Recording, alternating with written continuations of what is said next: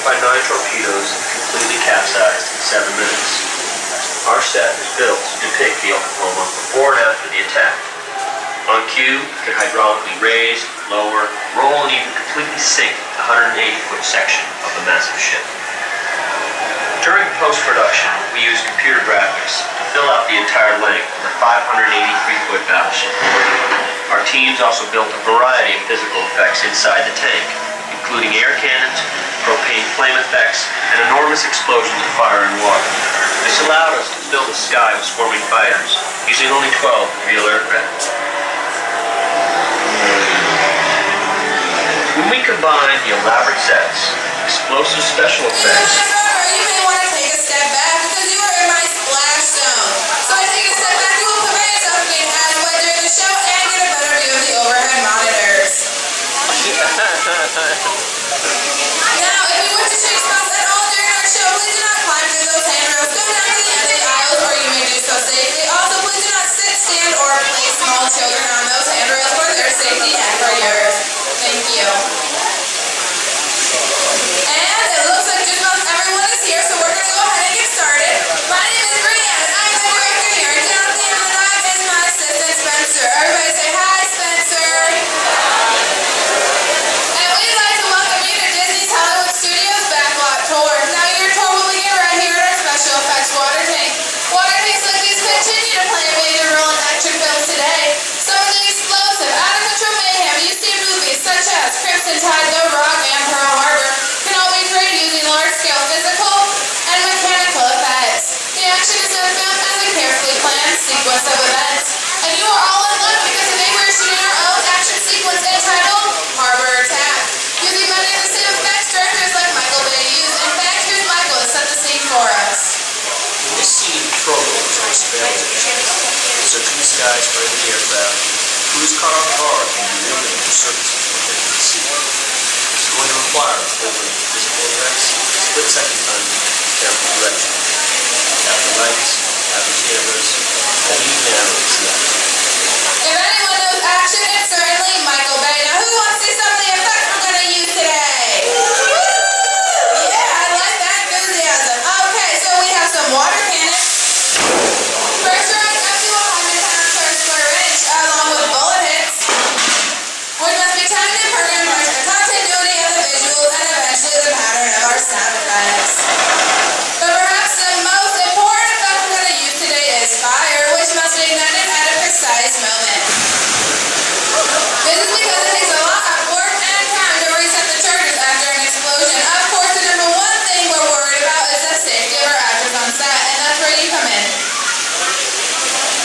This is Casey. Everybody say hi, Casey. Hi, Casey. Okay, Casey, you've been cast in the role of a mechanic on our PT boat. Your scene takes place right down there in our engine room. Do you feel like going swimming? Not really, me neither. Great, because we have recreated that above water. If you follow Spencer, he'll get you into place. Now, we're going to be shooting 2 scenes today, but not in the order they appear in the script. Many of those today are shot out of sequence, which often means that actors have to react to a situation that hasn't even been filmed yet. This can be quite a challenge. That's why the director's job to help them find the motivation for the scene. Okay, Casey, here's how this is going to work. That film next to you is going to ring just before 800 gallons of water dump out of those tanks, slide down that chute, and slam into you like a freight train. Feel motivated to hang on? Good, because it's actually 1,000 gallons of ice cold freezing water. But there's a fine line between motivation and fear. Roll playback. Remember, you just lost both your engines. And action. Pick up that phone and talk to your captain. Keep talking, because you're about to take on a little bit of water.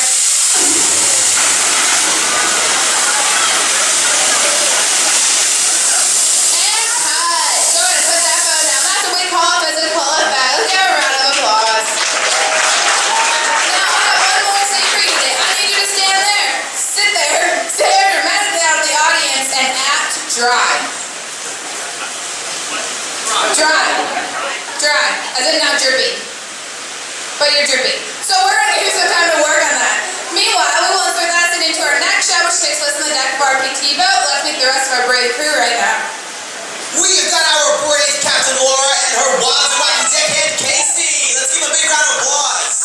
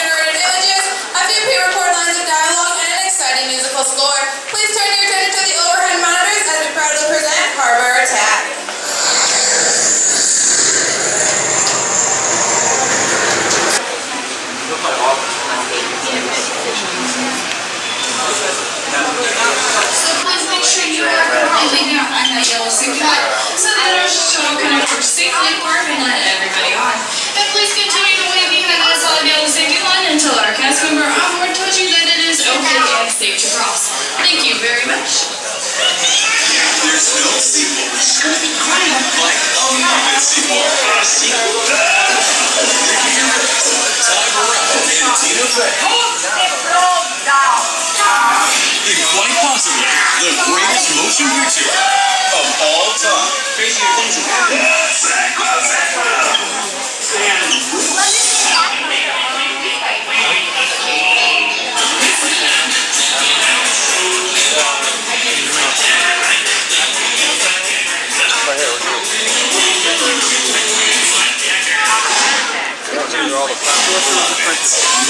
Wanted.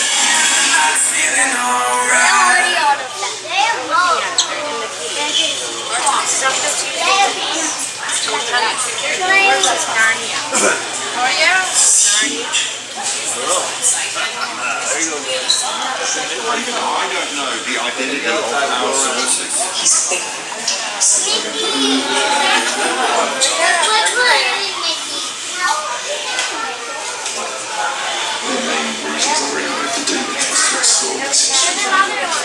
Yeah. Stay with Dad. I know, I'm not trying to break people up, but I have no idea where. Yeah. Come on, guys. Deep. and he will tell you the truth. The internet has changed, forcing systems to reorganize. Times as well.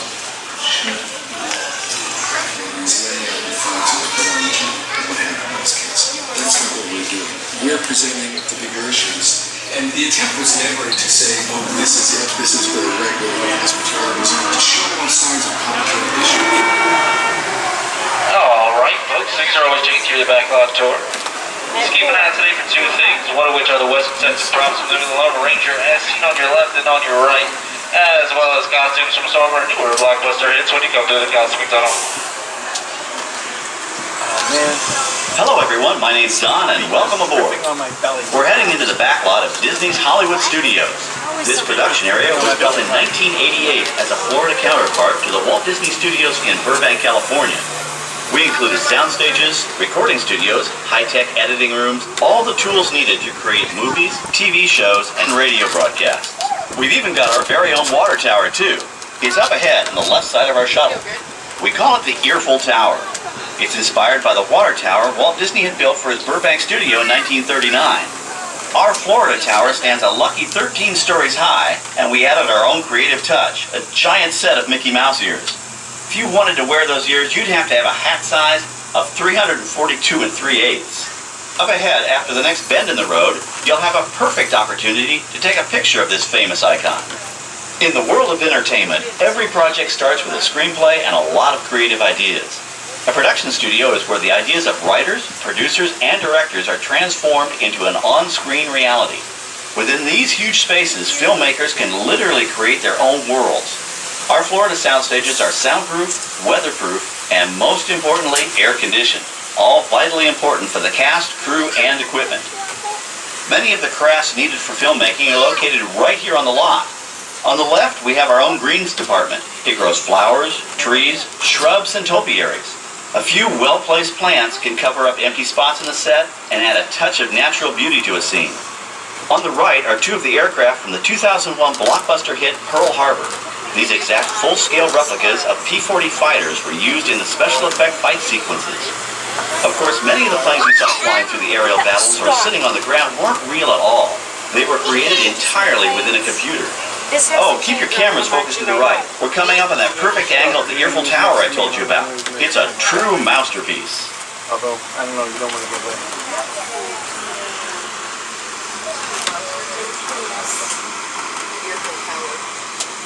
We're entering one of our most glamorous and colorful departments, creative costuming.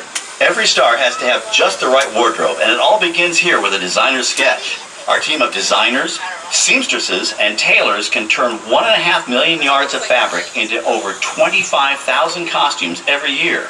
Many of these costumes will become part of the shows and attractions of the Walt Disney World Resort. In fact, here in Florida, we have the largest working wardrobe department in the world. Why, Mickey Mouse alone has over 175 different outfits to choose from, while Minnie Mouse keeps more than 200 unique costumes in her wardrobe. On the left are costumes worn by the stars in recent studio productions. You'll probably recognize some of those costumes from the big screen. Ooh, look at that, it's great. Every story needs a setting, and our design staff can create just about any place a script calls for, from an urban city street to a remote desert canyon. On the left is our Scenic shop where large-scale sets and props are built. Our team of set designers, carpenters, artists, and engineers has created caves and caverns, game show sets, even replicas of the U.S. Supreme Court and NASA's Mission Control, all on our sound stages. The shop also provides sets and props for our shows and parades here at Walt Disney World. The same skill and craftsmanship that goes into a movie set can also be used to create magic for our parks. Either way, it's all about making dreams come true.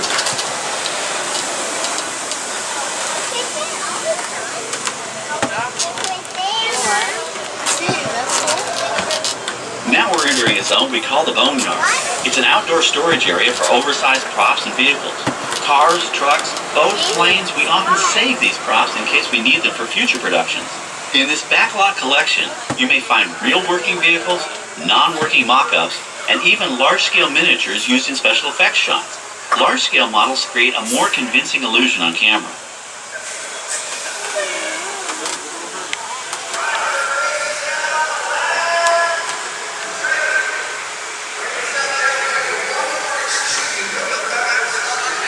We're now passing by the sets for our Lights, Motors, Action Extreme Stunt Show. On the left, you may catch a glimpse of the Mediterranean fishing village that sets the stage for this thrilling attraction. We'll get a closer look at it soon, but for now, we're approaching one of the largest standing sets on our back lot. It's over on the right. It may not look like much from this angle, but it's pretty spectacular on the other side. Right there. It's a 270 maneuver. That'll flip the reverse. You can see he's driving right past that.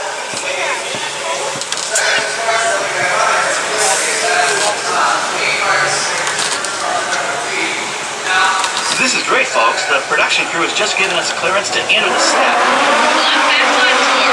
I'm Amy, a production coordinator here at the studios. I can see your shuttle heading toward our canyon set. I've given your driver permission to come in and take a look around. I'm up here with our effects crew, and we're getting ready to shoot a test sequence. Oh, on the way in, you're going to be crossing a wooden bridge, and things may get a little bumpy, so please, hold on to your belongings, especially hats, cameras, and glasses, and keep an eye on any small children in your party. And of course, please remain seated at all times. Welcome to the set. As you can see, we brought the bare, dry deserts of Southern California to green, typically humid Central Florida. This set is based on real locations that our production designer took pictures of. Our set crew spent about 6 months building the canyon, but we've used it for a number of TV shows and specials over the years. For our upcoming production, the script called for a tanker truck. We found this one in our boneyard, but it was too big to drive into place. So we picked it up with a crane and set it down here. We're up on the overhead platforms, and I see our director has arrived. As soon as the rain effect is ready, we'll begin the sequence. This sudden shower is really just a special effect. We've rigged up a series of water nozzles just above your tram. The water sprays in a crisscross pattern to create a sense of depth. But this storm only covers the first few feet of the set.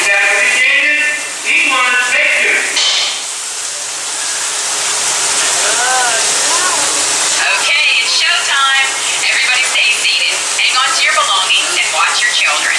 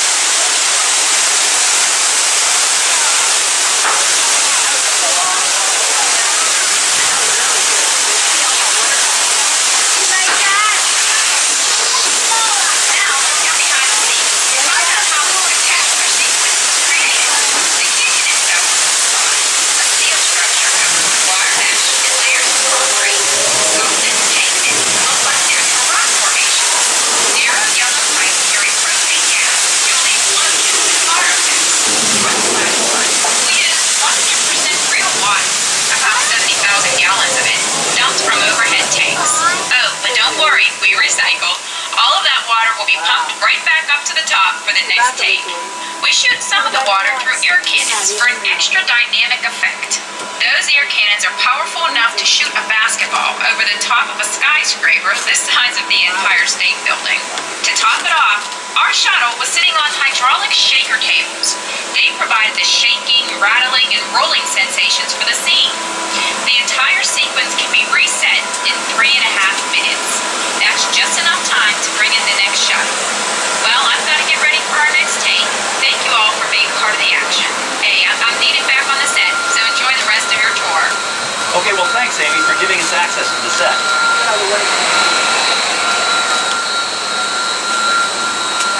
Hi everybody, I'm Bob Sganaway, director of the new Disney Toon Studios animated feature, Planes, Fire and Rescue. Looks like the historic aircraft on the right is getting into the spirit of our new film. It would fit right in with Dusty Cropper, Dipper, and all their high-flying friends from Piston Peak National Park. You know, that plane was known at airports across the country as November 234 Mickey Mouse, or the Mouse for short.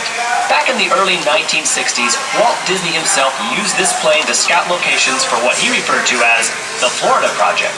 His team purchased many acres of land here in Central Florida, but they kept the Disney connection a well-guarded secret. Eventually, the secret was out, and the Walt Disney World Resort became a reality. Enjoy the rest of your tour, and I hope you enjoy Planes, Fire and Rescue. Rolling, block 8. On our right, we once again streak past the magnificent Mediterranean village of our Lights, Motors, Action Extreme Stunt Show. This high-octane attraction is based on the hit show from the Walt Disney Studio Park in France. In this action-packed production, you feel like you're way down the center of the motorcycles, even jet skis. You'll experience the split-second timing, coordinated driving, and fiery special effects that make action movies a real blast. The staging area to our right is known as Acceleration Alley. Here, the custom-built stunt show vehicles rev their engines up to 70 miles an hour before making their high-speed entrances onto the stage for our Lights, Motors, Action Extreme Stunt Show. Of course, these are professional stunt drivers. We hope you'll enjoy their daring driving skills, but please, don't try them yourself.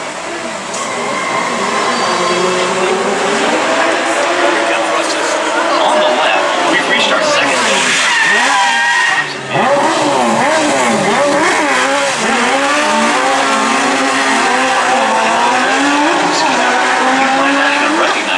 Time you see them on screen. For instance, coming up is our friend Herbie the Love Bug. He went through a special demolition derby makeover. Those dents and dings were added on purpose, but he can be polished up as good as new for his next starring role.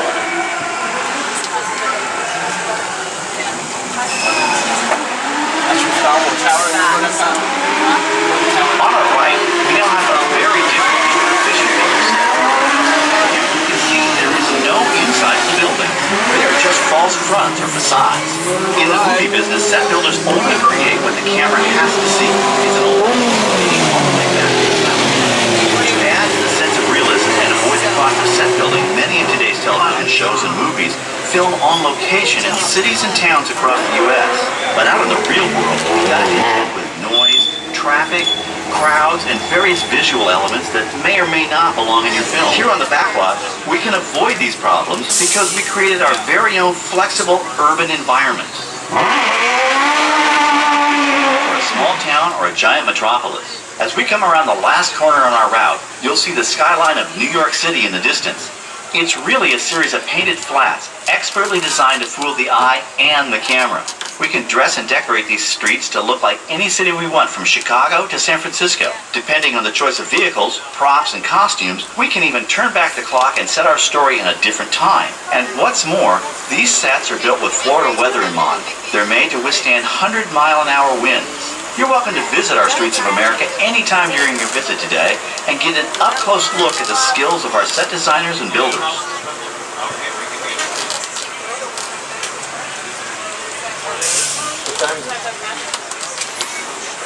Oh no, from the other side. 145.